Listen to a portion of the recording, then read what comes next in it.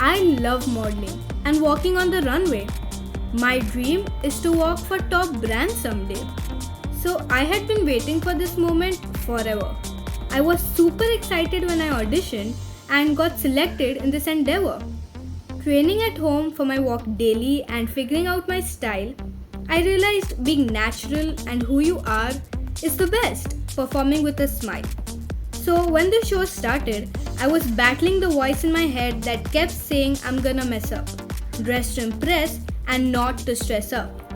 But after loads of styling and getting ready with deciding on what to wear, plus constantly fixing my curls and makeup, all negative thoughts, they really weren't there. As we had a practice on how we'll start the show, just us eight. I let it go, leaving it on fate. And as my confidence increased and my smile brightened, I got into the music and walked with the beat. All the tension lightened. I even got to add a new look when we walked as a group. And I was at the peak of happy, cause that's all it took. Feeling like I landed on the moon, I really loved the experience. Celebrating with lunch because the show ended by like noon. But the day doesn't end there, not at all. It's Navratri, the festival of dance. Everybody celebrates, short or big or small or tall. I mean, it started with going over to my best friend's house.